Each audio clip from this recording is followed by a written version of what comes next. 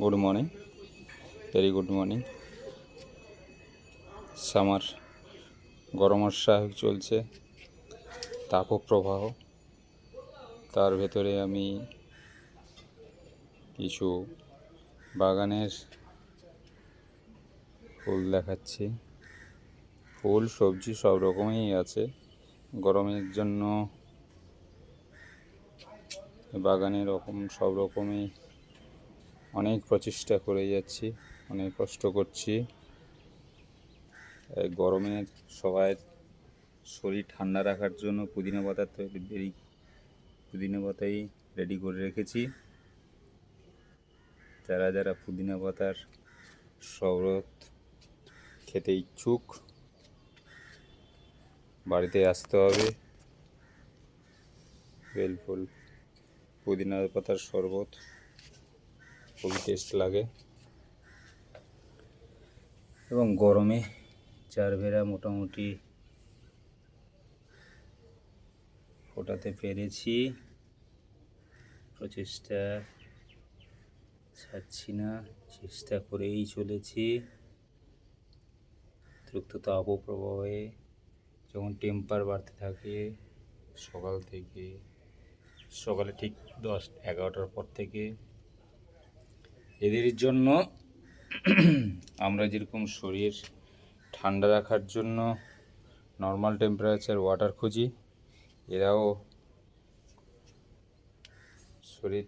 এদের শরীর বলতে পাতা যদি ঠিক না থাকে, গাছের ফুলের পাপড়িও ঠিক থাকে না। এদিকে পুদিনার পটটা আস্তে আস্তে গ্রো করছে আবার। এই জন্য বলি সপরিবারে সবাই উপস্থিত থাকবেন, আপনাদের শরবত করে দেব।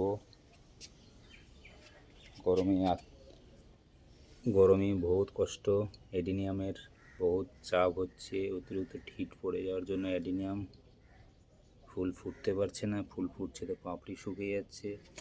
এদিকে এই অ্যাডিনিয়ামটা দেখাচ্ছি, এই কালারটা হেভি কালার ছিল, কিন্তু কুড়িটা অলরেডি বহুত চাপ হচ্ছে ফুটতে।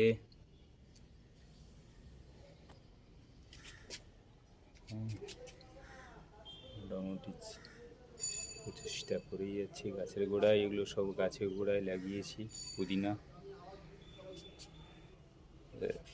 না হলে ভালো থাকবে না।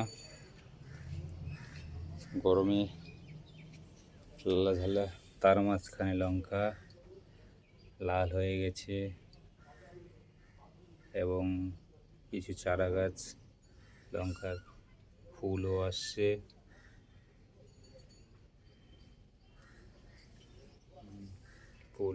সব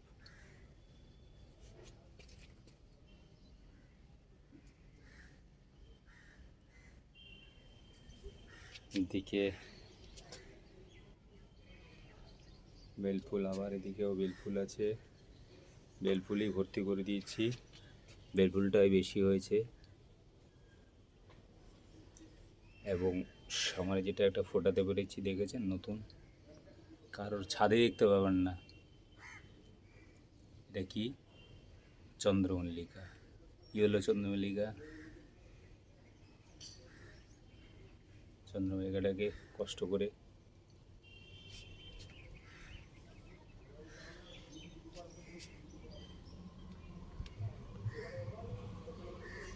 সবজি চাষ,